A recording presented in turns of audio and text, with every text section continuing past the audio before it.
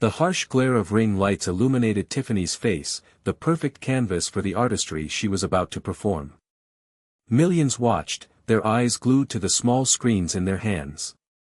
Tiffany, known online as Glow with Tiffany, was a master of transformation, turning the mundane into the magical with a flick of her wrist and a perfectly pigmented brush. "Hey, glow-getters," she chirped, her voice a little flatter than usual. "Today, we're going for a smoky eye, perfect for a night out, or, staying in and binge-watching Netflix."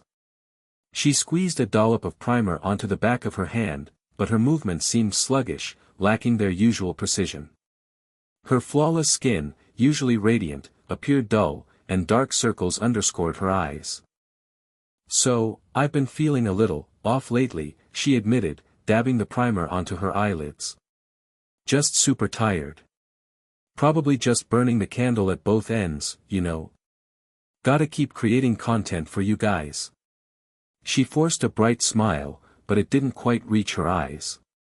She picked up an eyeshadow brush, dipped it into a dark brown shadow, and began to blend it into her crease.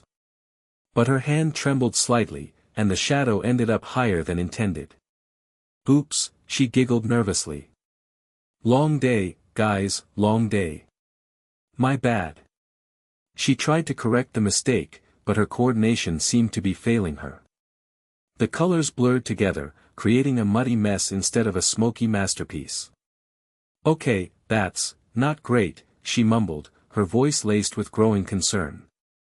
She blinked rapidly, as if trying to clear her vision. Suddenly, her eyes widened. "Did you guys see that?" she asked, her voice barely a whisper. Comments flooded the chat. "See what, Tiffany? What's wrong? Are you okay?" "There was something behind you," she said, her gaze darting around the room. "Like shadows. But they were moving." Her viewers speculated wildly. Was it a prank? A glitch in the camera? Or was Tiffany finally losing it from the pressures of online fame? Tiffany shook her head, trying to dismiss the visions. "No, it's just. I'm just tired. Really, really tired." She attempted to continue the tutorial, but her movements became increasingly erratic. She fumbled with the brushes, dropping them onto the floor. Her breathing grew shallow and rapid. "I see them again," she gasped, her eyes fixed on something unseen. They're getting closer." Her face contorted in fear. She clutched at her chest, her breath coming in ragged gasps. I can't breathe," she choked out, her voice fading. Then, with a final, shuddering gasp, Tiffany slumped forward, collapsing onto her makeup table, her face disappearing from view. The live stream abruptly cut out, leaving millions of viewers in stunned silence. The comments section exploded with panic and speculation. Was it a publicity stunt? A medical emergency? Or something far more sinister? The internet waited with bated breath, unsure of what had just unfolded, but knowing, instinctively, that something was terribly wrong. The age of Glow with Tiffany might have ended with that live stream, but the mystery of Tiffany had just begun. The grainy image on House's laptop flickered. He was propped up in his office, Kane leaning against the desk, a half-eaten container of takeout noodles beside him. He replayed the clip of Tiffany's collapse, a smirk playing on his lips. "Amateur," he muttered, taking another bite of noodles. "Clearly hasn't mastered the art of the dramatic feint." Wilson walked in, a concerned expression on his face. "Have you seen this? The internet's going crazy. They're saying she's dead." "Please," House scoffed. "If she were dead, the internet would already be dissecting her autopsy report. She's just, dramatically unconscious." He paused the video on Tiffany's terrified face. "Although, that fear looks genuine." Cuddy appeared in the doorway, hands on her hips. "House, I need you to focus. This girl is a patient at Princeton Plainsboro. The board is breathing down my neck because it's a high-profile case." "So, what? You want me to sign an autograph?" House asked, his eyes still glued to the screen. Look, she's probably just another influencer who snorted too much bath salts. Send her to rehab. Her initial toxicology screen was clean, Cuddy countered, her voice sharp. And she's deteriorating rapidly. Foreman, Cameron, Chase, get down here now. Foreman, Cameron, and Chase filed into House's office, their faces a mixture of concern and annoyance. Okay, so we've got a 20-something influencer who collapsed on camera, Foreman began, summarizing the situation. Classic drug overdose, right? Except the tox screen is negative, Cameron pointed out. But let's be real, she's probably on something obscure, something they don't test for. Or maybe she just needs attention, Chase chimed in. These influencers are desperate for views. This could all be a hoax. House swiveled in his chair, his eyes narrowed. That's the obvious answer. Too obvious. Occam's razor is overrated. Sometimes, the simplest explanation is also the dumbest. So, you think it's not drugs? Foreman challenged. I think something else is going on, House said, tapping his cane against the floor. Look at her eyes. That's not the look of someone on a bad trip. That's genuine terror. And the fatigue, it's more than just a lack of sleep. So, what do you think it is? Cameron asked. House shrugged. That's why I pay you guys the big bucks. Start digging. Look into her background, her travel history, her influencer haunts. Find something that doesn't fit. We have other patients, House, Foreman protested. We can't dedicate all our resources to some internet celebrity. Humor me, House said, a glint in his eye. Besides, it's more interesting than Mrs. Higgins and her mysterious rash. Now, go. Find out what's really making our Glow with Tiffany lose her glow. He paused the video again, staring intently at Tiffany's face. Something was definitely off. And House, as always, was determined to find out what it was. The game, as he saw it, was afoot. Tiffany lay in a sterile hospital bed, surrounded by beeping machines and the hushed whispers of nurses. Her skin was pale, almost translucent, and her breathing was shallow and labored. A monitor displayed her vital signs, a frantic dance of numbers that offered little comfort. Foreman reviewed the test results on his tablet, a frown deepening on his face. CBC, normal. Metabolic panel, normal. Liver function, kidney function, all within normal limits. And the toxicology screen? House asked, leaning against the doorway, his cane tapping impatiently against the linoleum. Still negative, Cameron replied, shaking her head. We ran a comprehensive panel, everything from opiates to amphetamines to synthetic cannabinoids. Nothing. Chase scoffed. She's a good liar, then. Or she's got a really good dealer who's cooking up stuff we can't detect.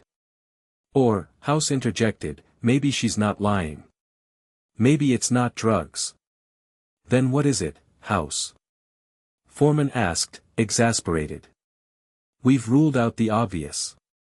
She's deteriorating rapidly, and we have no idea why. House shrugged. That's the fun part, isn't it? The mystery. The puzzle. Besides, I'm sure the internet is already filled with theories. Cuddy stormed into the room, her face flushed with anger. House, I just got off the phone with the hospital board. They're furious. This case is a PR nightmare. They want answers, and they want them now. Tell them I'm working on it, House said, unfazed. Tell them I'm consulting with the best minds in the field, which, coincidentally, happen to be standing right here. Cuddy glared at him. Just find out what's wrong with her, House. Before it's too late. She turned and left, her heels clicking angrily against the floor. Foreman sighed. So, what now? We rerun the tests. Waste of time, House said. We need to think outside the box. What are her symptoms, besides the obvious collapse and visions? Extreme fatigue, Cameron said. She complained about it on the live stream. Muscle weakness, Chase added. She had trouble holding the makeup brushes. And the visions, Foreman said. We can't forget the visions. She said she saw shadows. Okay, so we have fatigue, weakness, and hallucinations, House said, pacing the room. That could be a lot of things. Neurological, metabolic, infectious. We need more information. Dig deeper. Look for something we missed. He turned to Foreman. Check her medical history again. See if there's anything at all, that could be relevant. He turned to Cameron. Research her online presence. Look for clues in her videos, her posts, her followers. See if she's mentioned anything about feeling unwell or experiencing strange symptoms. He turned to Chase. Talk to her family and friends. See if they've noticed anything different about her lately. Anything at all. And what will you be doing, House? Foreman asked, his voice laced with skepticism. I'll be thinking, House said, a mischievous glint in his eye. Sometimes, the best way to solve a mystery is to just sit back and let the pieces fall into place. Or, annoy Wilson. He grinned and limped out of the room, leaving his team to grapple with the baffling case of Glow with Tiffany. The lack of answers was a growing frustration, but for House, it was just the beginning of the hunt. House, true to his word, wasn't just thinking. He was actively, albeit unconventionally, investigating. He started by commandeering Wilson's office, much to Wilson's dismay. Get out, House. Wilson protested, trying to reclaim his chair. I have patients to see. Relax, I'm doing research, House said, scrolling through Tiffany's Instagram feed. Besides, your patients will be thrilled to know they're being treated by association with a medical genius. He clicked on a photo of Tiffany posing in front of a dilapidated building, her face radiating an edgy coolness. The caption read, Exploring the Abandoned Vibes. #Urban Decay, #Influencer Life, #Dare to Explore. Bingo, House muttered. Meanwhile, Foreman was sifting through Tiffany's medical records, finding nothing of significance. Her history is clean as a whistle, House. Childhood illnesses, routine vaccinations, a broken arm in 6th grade, nothing that explains her current condition. Cameron was immersed in Tiffany's online world, meticulously analyzing her videos and posts. She's been documenting everything, House. Her diet, her workout routine, her beauty secrets, it's all here. Anything unusual? House asked, without looking up from his laptop. She mentioned feeling tired in a few of her recent posts, Cameron said. But she chalked it up to her busy schedule. And she's been posting a lot of photos from abandoned places. Chase was interviewing Tiffany's best friend, Chloe, a bubbly blonde with perfectly sculpted eyebrows. She's been acting weird lately, Chloe said, her voice laced with concern. She's been really tired and forgetful. And she's been having these nightmares. She said she saw things in the dark. Did she mention anything about drugs? Chase asked.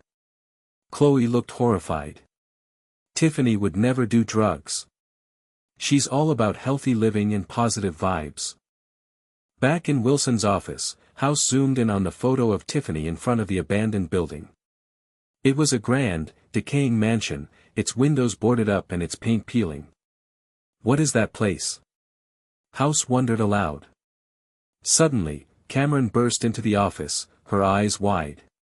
House, I think I found something. In one of her vlogs, she mentioned exploring an abandoned mansion with some other influencers. It's called Blackwood Manor. Apparently, it's a popular spot for edgy photo shoots. House grinned. Blackwood Manor, huh? Sounds like a promising place for something nasty to be lurking. He turned to Foreman. Forget the medical records. We have a new lead. Blackwood Manor. Find out everything you can about it. Foreman sighed, but he knew better than to argue with House when he was on a scent. He started searching online, quickly discovering that Blackwood Manor had a dark history.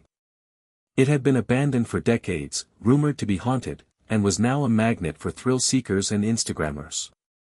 House leaned back in Wilson's chair, a spark of excitement in his eyes. An abandoned mansion, visions, fatigue, it's starting to sound less like a drug overdose and more like a horror movie. And I, for one, am ready for the show. The mold, he suspected, was about to be cast. Chase, tasked with gathering more information about Blackwood Manor, delved into the depths of the internet, navigating through countless influencer posts and urban exploration forums. The mansion was, as Cameron had stated, an influencer hotspot. It's like a pilgrimage site for the aesthetically obsessed, Chase muttered, scrolling through a barrage of photos featuring perfectly posed individuals amidst the decaying grandeur of Blackwood Manor. Everyone who's anyone in the influencer world has been there. He found countless images of influencers draped across crumbling staircases, perched on dusty window sills, and posing dramatically in front of graffiti-covered walls. The mansion's dilapidated state seemed to be the perfect backdrop for their carefully curated online personas. They're practically begging for tetanus, Chase commented dryly, noticing the abundance of exposed nails and rusty metal in the photos. He also uncovered several videos documenting the influencers' expeditions into the mansion. The videos showed them exploring the dark and dusty rooms, marveling at the decaying architecture, and sharing stories about the mansion's haunted history. One video, in particular, caught his attention. It featured Tiffany and a group of other influencers exploring the mansion's basement, a damp and dimly lit space filled with cobwebs and strange, unsettling shadows. "This place is creepy," Tiffany exclaimed in the video, her voice echoing through the cavernous space. "I feel like someone's watching us." Another influencer, a young man with brightly colored hair, laughed. "Don't worry, Tiffany. It's just the ghosts of Blackwood Manor. They're probably just jealous of our amazing style." Chase paused the video, zooming in on the background. He noticed a dark, almost black substance growing on the walls and ceiling of the basement. It looked like mold. He quickly cross-referenced the video with other images of the mansion, confirming that the black substance was indeed present in other areas of the building, particularly in damp and poorly ventilated spaces. Could this be it? Chase wondered aloud. Could this be what's making Tiffany sick? He immediately contacted House, relaying his findings. "House, I think I found something." Tiffany explored the basement of Blackwood Manor, and there's a lot of black mold down there. House, who was busy tormenting Wilson with a series of increasingly absurd medical theories, perked up at the news. "Mold, you say? Now we're talking. Mold is always a good suspect. It's sneaky, it's insidious, and it's often overlooked." "I don't know, House," Wilson said, rolling his eyes. "Mold is a common problem. It's unlikely to be the cause of Tiffany's bizarre symptoms." "Unlikely, maybe," House conceded. "But not impossible. And in the world of medicine, the impossible is just a diagnosis waiting to be discovered." He grabbed his cane and limped towards the door. "Foreman, Cameron, get your hazmat suits ready. We're going on a field trip." Wilson sighed. "Where are you going, House?" "To Blackwood Manor, of course," House said, a mischievous grin spreading across his face. "Time to see if this influencer hotspot is actually a breeding ground for something far more sinister than Instagram likes." Foreman and Cameron, clad in protective hazmat suits, cautiously entered Blackwood Manor. The air inside was thick with the smell of mildew and decay. Sunlight struggled to penetrate the grimy windows, casting long, eerie shadows across the dusty floors. "This place is even worse than it looked online," Foreman said, his voice muffled by the mask. "Tell me about it," Cameron replied, shining her flashlight around the room. "I can practically feel the tetanus spores multiplying." They moved deeper into the mansion, their footsteps echoing through the silent halls. The walls were covered in peeling wallpaper and graffiti, and the floors were littered with debris. Cobwebs hung like macabre decorations, and the air was heavy with the scent of rot. As they descended into the basement, the smell of mold intensified.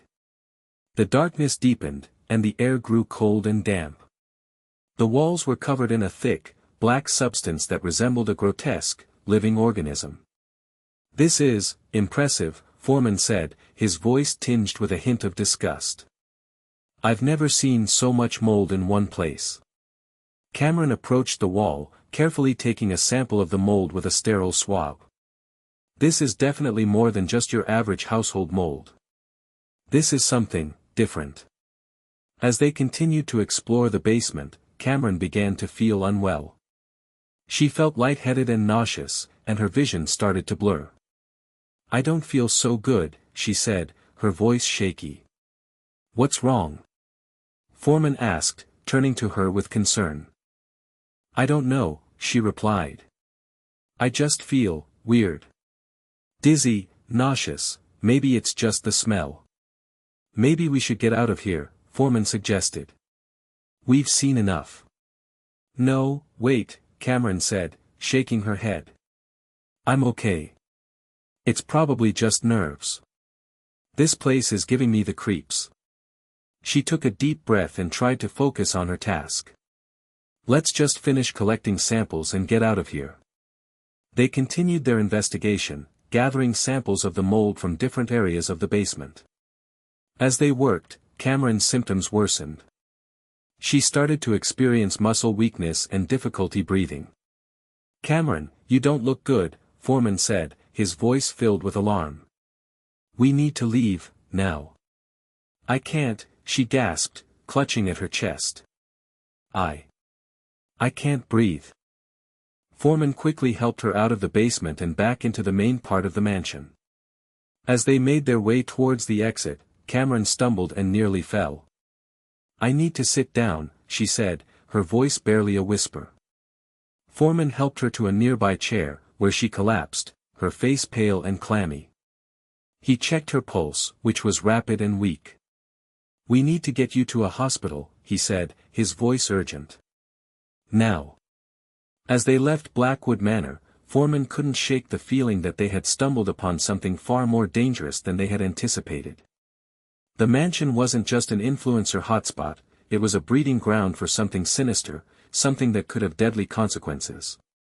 And Cameron, he feared, was about to pay the price. He hoped House was right about the mold, because if he wasn't, he had no idea what was happening to his colleague. Back at Princeton Plainsboro, Tiffany's condition was spiraling out of control. Her vital signs were plummeting, and her organs were beginning to fail. "Her kidneys are shutting down," Chase announced, his voice grim. "We're starting her on dialysis, but it's not helping much. Her liver enzymes are through the roof," Foreman added, reviewing the lab results. "She's developing acute liver failure. And her heart is weakening," a nurse reported. "Her blood pressure is dropping, and she's showing signs of congestive heart failure." Cuddy rushed into the room, her face etched with worry. "What's happening? What's wrong with her?" "We don't know," Foreman admitted, his voice filled with frustration. "We've run every test imaginable, and everything is coming back normal. But her organs are failing, one by one. This doesn't make any sense." Chase exclaimed. "It's like her body is attacking itself, but we can't find any sign of an autoimmune disorder." House, who was observing the scene from the doorway, remained fixated on the environmental angle. "What about the mold?" he asked, his voice calm amidst the chaos. "Did you analyze the samples?" "We sent them to the lab," Foreman replied. "We should have the results soon." "In the meantime," House said, "start her on a broad-spectrum antifungal. It's a long shot, but it's better than doing nothing." "But we don't even know if it's mold-related." Chase protested. "We're just guessing." "Exactly," House said, a glint in his eye. "That's what makes it so exciting. Besides, what else are we going to do? Watch her die?" As the team administered the antifungal medication, House paced the hallway, his mind racing. He reviewed Tiffany's symptoms in his head, the fatigue, the visions, the organ failure. It was an unusual combination, but something about it felt familiar. He stopped suddenly, snapping his fingers. "Wilson," he shouted, startling a nearby nurse. "I need your help." Wilson, who was trying to avoid House after the Blackwood Manor incident, reluctantly approached him. "What is it, House?" "I'm busy." "I need you to look something up for me," House said, his voice urgent. "I need you to research rare cases of toxic mold exposure. Specifically, cases that mimic schizophrenia and cause organ failure." Wilson raised an eyebrow. "Are you serious, House? You think Tiffany's symptoms are caused by some rare mold?" "I don't know," House admitted. "But it's the only thing that makes sense. Her blood work is normal, her organs are failing, and she's experiencing hallucinations. It's like her brain is being poisoned, but we can't find the source." "Okay, I'll look into it," Wilson said, sighing. "But if this turns out to be another wild goose chase, I'm charging you for my time." As Wilson disappeared into the library, House returned to Tiffany's room, his mind filled with a growing sense of unease. He knew that time was running out, and that if he didn't find the answer soon, Tiffany would die. And he had a feeling that the answer was hidden somewhere in the dark and dusty depths of Blackwood Manor. The influencer's light was dimming fast, and he had to figure out why. Wilson, after hours of relentless research, finally emerged from the library, his face pale and drawn. He found House pacing anxiously outside Tiffany's room. "I think I've found something," Wilson said, his voice barely above a whisper. "It's rare, incredibly rare, but it fits." "Spit it out, Wilson," House snapped, his patience wearing thin. "It's called toxic mold psychosis," Wilson said. "It's caused by exposure to certain types of mycotoxins produced by specific species of black mold. The mycotoxins can cross the blood-brain barrier and cause a range of neurological symptoms, including hallucinations, delusions, and cognitive impairment." "And the organ failure?" House pressed. "In severe cases," Wilson continued, "the mycotoxins can also damage internal organs, leading to liver failure, kidney failure, and even heart failure." House's eyes widened. "And it mimics schizophrenia?" "In some cases, yes," Wilson said. "The hallucinations and delusions can be so severe that they resemble the symptoms of schizophrenia. It's often misdiagnosed." Just then, Foreman approached them, his face grim. "The lab results are back. The mold samples from Blackwood Manor contain a high concentration of a rare mycotoxin called satratoxin H. It's known to cause neurological damage and organ failure." House smirked. Well. Looks like our influencer has a bad case of Blackwood Manor madness." "But it's still just a theory, House," Foreman cautioned. "We need to confirm it. We need to find a way to detect the mycotoxin in Tiffany's blood." "Good luck with that," Wilson said. "There's no readily available test for satratoxin H. It's too rare." House paused, tapping his cane against the floor. "There may be one way. Remember that experimental diagnostic lab I told you about in Germany? The one that specializes in rare toxins?" Foreman nodded. "Yeah, but sending samples to Germany will take time. Tiffany doesn't have that kind of time." "Then we'll have to improvise," House said, a mischievous glint in his eye. "We'll treat her as if she has toxic mold psychosis, and see if she responds. We'll hit the mold with everything we've got." "But what about Cameron?" Foreman asked. "She was also exposed to the mold. She's showing similar symptoms." House's face clouded with concern. "Cameron. How is she?" "She's stable, but she's not getting any better," Foreman said. "She's experiencing severe hallucinations and her liver enzymes are elevated. She's starting to look a lot like Tiffany." House cursed under his breath. This just got a whole lot more complicated. We have 2 patients with a potentially deadly case of toxic mold psychosis, and we're running out of time. Let's hope our gamble pays off. Because if it doesn't, we're going to lose them both. The clock was ticking, and House knew that every second counted.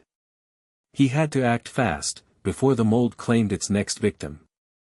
The confirmation of toxic mold psychosis hanging heavy in the air, the team worked frantically to stabilize Tiffany. As they adjusted her medication and monitored her failing organs, Foreman received a frantic call from Chase. "Foreman, get down here now. Something's wrong with Cameron." Foreman rushed to Cameron's room, his heart pounding in his chest. He found Chase hovering over her, his face etched with panic. "She was talking about things that weren't there," Chase stammered. "She kept saying she saw shadows, just like Tiffany. And then, she just collapsed." Foreman pushed past Chase and examined Cameron. Her skin was pale and clammy, her breathing shallow and rapid. Her eyes were wide and unfocused, darting around the room as if she were seeing things that no one else could see. "Cameron, can you hear me?" Foreman asked, his voice gentle but firm. Cameron didn't respond. She just stared blankly ahead, muttering incoherently. "The shadows, they're coming closer. I can't breathe." Foreman checked her vital signs. Her pulse was weak and irregular, and her blood pressure was dangerously low. Her liver enzymes were even higher than before, indicating severe liver damage. "She's crashing," Foreman said, his voice tight with urgency. "We need to intubate her and get her on a ventilator. And we need to start her on the experimental antifungal treatment immediately." As the team worked to stabilize Cameron, House watched from the doorway, his face a mask of grim determination. Cameron's collapse had confirmed his suspicions beyond any doubt. The mold was the culprit, and it was attacking its victims with terrifying speed and ferocity. He limped into the room, his cane tapping sharply against the floor. "All right, people, listen up," he said, his voice cutting through the chaos. "We're dealing with a rare and deadly case of toxic mold psychosis. We don't have time for doubts or hesitation. We need to act fast, and we need to act decisively." He turned to Foreman. "Increase the dosage of the antifungal. And start her on a course of corticosteroids to reduce the inflammation in her brain and lungs." He turned to Chase. "Get me everything you can find on satratoxin H. I want to know its mechanism of action, its potential side effects, and any possible antidotes." He turned to Cuddy, who had just arrived on the scene, her face pale and anxious. "Cuddy, I need you to pull some strings. I need access to any and all experimental treatments for toxic mold exposure. I don't care how rare or how expensive they are.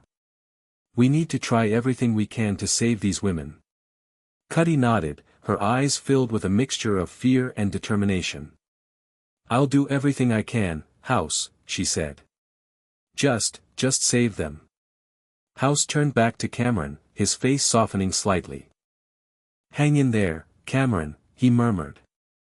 "We're not going to let this mold win." But as he looked at her pale and lifeless face, he couldn't shake the feeling that they were fighting a losing battle. The mold had already taken hold, and he feared that it was only a matter of time before it claimed its next victim. He had to find a way to stop it, before it was too late. The pressure was mounting. Tiffany and Cameron's lives hung in the balance. With time slipping away and standard treatments proving ineffective, the team huddled in House's office, poring over research papers and medical journals. The air was thick with tension and the smell of stale coffee. "There's got to be something we can do," Chase said, running a hand through his hair. "We can't just sit here and watch them die." "We're not just sitting here," Foreman retorted. "We're trying to find a solution. But there's not a lot of information on satratoxin H. It's a rare toxin, and there aren't any proven treatments." "What about that lab in Germany?" Cuddy asked, joining the group. "Were you able to get in touch with them?" "They're willing to help," Wilson said, "but they need samples of Tiffany's and Cameron's blood. And it'll take days to analyze them and develop a custom treatment. Days we don't have, House said, his voice grim. We need to come up with something ourselves. Something that will target the mold and counteract the effects of the mycotoxins. But what? Foreman asked. We've already tried the broad-spectrum antifungal. It's not working. We need something stronger, something more specific, House said. He began pacing the room, his mind racing. What if we combined several different antifungals? Created a cocktail of drugs that would attack the mold from multiple angles? It's risky, Chase cautioned. Combining different drugs can have unpredictable side effects. We don't have a choice, House said. We need to take a chance. We need to create our own experimental treatment. The team spent the next several hours in the hospital pharmacy, researching different antifungal drugs and their potential interactions. They consulted with pharmacologists and toxicologists, seeking their advice and guidance. Finally, after hours of painstaking work, they had developed a potential treatment, a cocktail of 3 different antifungal drugs, combined with a high dose of corticosteroids and a powerful antioxidant. It's a long shot, Foreman said, reviewing the formula one last time. But it's the best we can do. Let's do it, House said, his voice filled with determination. It's time to see if our little experiment can save 2 lives. As the team prepared the experimental treatment, House went to see Tiffany and Cameron. He sat by their bedsides, watching them struggle to breathe, their faces pale and drawn. I know this is scary, he said, his voice soft and gentle. But we're doing everything we can to help you. Just hang in there. We're not going to give up on you. He paused, his eyes filled with a mixture of hope and fear. This experimental treatment, it's our last chance. I just hope it's enough. He knew that the odds were stacked against them, but he refused to give up hope. He had seen miracles happen before, and he believed that anything was possible. He just had to believe, and he had to fight. He had to fight for Tiffany, and he had to fight for Cameron. Their lives depended on it. And House, as always, was ready for a fight. The experimental treatment was their only hope. The hospital hallways buzzed with frantic energy as the team raced against time. Tiffany and Cameron were both clinging to life, their bodies ravaged by the toxic mold. Every beep of the heart monitor, every labored breath, was a stark reminder of the stakes. Foreman and Chase, with the experimental treatment carefully prepared, rushed to Tiffany's room. Her condition had deteriorated rapidly in the last hour. Her heart was weakening, and her blood pressure was plummeting. We need to get this into her now, Foreman said, his voice tight with urgency. They carefully administered the treatment, monitoring her vital signs closely. As the drugs entered her system, Tiffany's body convulsed violently. What's happening? Chase exclaimed, his face etched with panic. It's just the drugs, Foreman said, trying to reassure him. They're attacking the mold, and her body is reacting. But as the convulsions continued, Foreman's own doubts began to creep in. Had they made the right decision? Was the treatment working, or was it just making things worse? Meanwhile, House and Cuddy rushed to Cameron's room. Her condition was equally dire. She was unresponsive, her breathing shallow and erratic. Come on, Cameron, Cuddy whispered, stroking her hair. You can do this. You're a fighter. House, his face grim, oversaw the administration of the treatment. As the drugs entered Cameron's system, her heart rate spiked, and her blood pressure soared. She's going into cardiac arrest, a nurse shouted. Get the crash cart. House barked, his voice filled with urgency. The team worked frantically to revive Cameron, administering CPR and shocking her heart with a defibrillator. After several agonizing minutes, her heart finally started beating again. We got her back, a nurse said, her voice trembling with relief. But House knew that they were far from out of the woods. The treatment was a gamble, and they had no idea what the long-term effects would be. All they could do was wait and hope that it was enough to save Tiffany and Cameron. Hours passed, each one feeling like an eternity. The team remained by their patients' bedsides, monitoring their vital signs and praying for a miracle. Finally, after what seemed like an endless night, there was a glimmer of hope. Tiffany's heart rate stabilized, and her blood pressure began to rise. "She's responding," Chase exclaimed, his voice filled with excitement. "The treatment is working." Shortly. The next few days were a slow and arduous climb out of the abyss. Tiffany and Cameron remained in critical condition, but their vital signs slowly began to stabilize. The experimental treatment was working, albeit with a host of unpleasant side effects. "Her liver enzymes are starting to come down," Foreman announced, reviewing Tiffany's lab results. "It looks like the treatment is reversing the organ damage." "And she's starting to respond to stimuli," Chase added. "She opened her eyes for a few seconds earlier." Meanwhile, in Cameron's room, Cuddy was watching with cautious optimism as Cameron's breathing became less labored. "She's still weak, but she's definitely improving," Cuddy said, her voice filled with relief. The hallucinations seemed to be subsiding, too. As the days passed, Tiffany and Cameron gradually regained consciousness. They were weak and disoriented, but they were alive. The toxic mold had nearly killed them, but they had survived. "Where am I?" Tiffany asked, her voice raspy and weak. "You're in the hospital," Chase replied, smiling gently. "You've been very sick." "What happened?" she asked, her brow furrowed in confusion. "I don't remember anything." "You were exposed to a rare type of mold," Foreman explained. "It caused a condition called toxic mold psychosis. It affected your brain and your organs." Tiffany stared at them in disbelief. "Mold? Is that why I was seeing things? Why I felt so tired?" "Yes," Chase said. "The mold produced toxins that attacked your nervous system and your organs. It was a very close call." I don't understand," Tiffany said, her voice trembling. "How could mold do all that?" "It's a rare and dangerous condition," Foreman said. "But you're going to be okay. The treatment is working, and you're getting better every day." Meanwhile, in Cameron's room, House was sitting by her bedside, watching her sleep. She stirred and opened her eyes, focusing on him with a faint smile.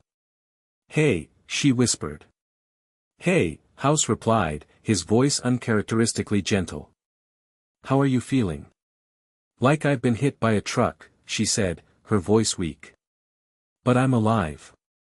Thanks to you." "Don't thank me," House said. "Thank yourself. You're a fighter, Cameron. You pulled through." He paused, his eyes filled with a mixture of relief and gratitude. "I was wrong about you," he admitted. "I thought you were just a bleeding heart liberal. But you're more than that. You're a damn good doctor." Cameron smiled weakly. "And you're not so bad yourself, House," she said. "Even if you are a grumpy old man." House chuckled. "Get some rest, Cameron," he said. "You've earned it." As he left her room, House couldn't help but feel a sense of satisfaction. He had solved the puzzle, he had saved 2 lives, and he had even managed to learn something about himself in the process. But he also knew that the fight wasn't over. The toxic mold was still out there, lurking in the shadows, waiting to claim its next victim. And House, as always, was ready to face whatever challenges lay ahead. A week later, House was back in his office, feet propped up on his desk, watching a baseball game on TV. Wilson walked in, a weary but satisfied look on his face. "So," Wilson said, "another case closed. Another miracle performed. You must be feeling pretty good about yourself." House shrugged. "I saved 2 lives. It's what I do." "You also almost killed Cameron," Wilson pointed out. "That experimental treatment was a huge risk." "It was a calculated risk," House said. "Besides, she's fine now. And she learned a valuable lesson: don't go traipsing around in abandoned mansions." Speaking of which, Wilson said, the health department has shut down Blackwood Manor. They're cleaning it up and trying to eradicate the mold. Good, House said. Hopefully, that will prevent anyone else from becoming an influencer casualty. You know, Wilson said, sitting down in a chair, this case was really interesting. It just goes to show you that the most dangerous threats are often the ones we can't see. And the ones we ignore, House added. Tiffany was so focused on chasing fame and fortune that she didn't pay attention to the warning signs. She was so busy trying to look good for her followers that she forgot to take care of herself. That's a little harsh, don't you think? Wilson said. She was just trying to make a living. By risking her life in a dilapidated death trap. House scoffed. Please. These influencers are all the same. They're so desperate for attention that they'll do anything, no matter how stupid or dangerous. That's not fair, Wilson protested. Not all influencers are like that. Maybe not, House conceded. But a lot of them are. They're so obsessed with their online personas that they lose touch with reality. They think they're invincible, that nothing bad can ever happen to them. But life has a way of reminding us that we're all just fragile human beings. He paused, taking a sip of his soda. And sometimes, he added, a mischievous glint in his eye, life reminds us with a deadly dose of toxic mold. Wilson sighed. You know, sometimes I think you enjoy these cases a little too much. Of course I do, House said, grinning. They're puzzles. They're challenges. And they're a reminder that the world is a strange and dangerous place, full of hidden threats and unexpected twists. He pointed his cane at the television. Now, shut up and let me watch the game. The Yankees are about to score. Wilson shook his head and smiled. Only you, House, he muttered. Only you could find enjoyment in a case of toxic mold psychosis. The game continued. House, though, was already thinking about the next puzzle, the next challenge, the next hidden threat waiting to be uncovered. The world, after all, was full of them. And he was always ready to play. Just another day. Weeks later, a new video appeared on Tiffany's Glow with Tiffany channel. The lighting was softer, more natural, and Tiffany's makeup was minimal. She looked thinner, but her eyes were bright and clear. Hey, glow-getters, she said, her voice still a little weak, but filled with a newfound sincerity. I know it's been a while. I wanted to take some time to recover and to really think about what I wanted to say. She paused, taking a deep breath. As you know, I collapsed on my last live stream. It was a terrifying experience, and I'm still recovering. But I wanted to share my story with you, because I think it's important. She went on to describe her experience with toxic mold psychosis, explaining how she had been exposed to the mold at Blackwood Manor and how it had nearly killed her. She talked about the hallucinations, the organ failure, and the experimental treatment that had saved her life. I was so focused on creating content and chasing the perfect image that I didn't pay attention to the warning signs, she said, her voice filled with regret. I ignored my fatigue, I dismissed the visions, and I put my health at risk for a few likes and comments. She looked directly into the camera, her eyes filled with a powerful message. Please, don't make the same mistake I did. Your health is more important than anything else. Don't risk your life for a photo. Don't ignore your body's warning signs. And please, please, be careful when exploring abandoned places. She paused, a small smile playing on her lips. I'm not saying you can't have fun or be adventurous. But do it safely. And remember, the best glow comes from within. It comes from taking care of yourself, both physically and mentally. She ended the video with a message of hope and gratitude. I'm so grateful to be alive, and I'm so grateful for all the love and support I've received. I'm not sure what the future holds for Glow with Tiffany, but I know that I'm going to be more mindful, more responsible, and more focused on what really matters. The video went viral, racking up millions of views and comments. Many of Tiffany's followers praised her for her honesty and courage, and some even shared their own stories of near-death experiences. Back at Princeton Plainsboro, House watched the video on his laptop, a rare smile gracing his lips. "Well, well, well," he muttered. "Looks like our influencer has finally learned something." Wilson walked in, shaking his head. "You know, you really should give her a little credit, House. She's using her experience to help others." "Maybe," House said. "Or maybe she's just trying to boost her view count. Either way, it's a win-win." He closed his laptop and leaned back in his chair, a thoughtful expression on his face. The case of Glow with Tiffany was finally over, but its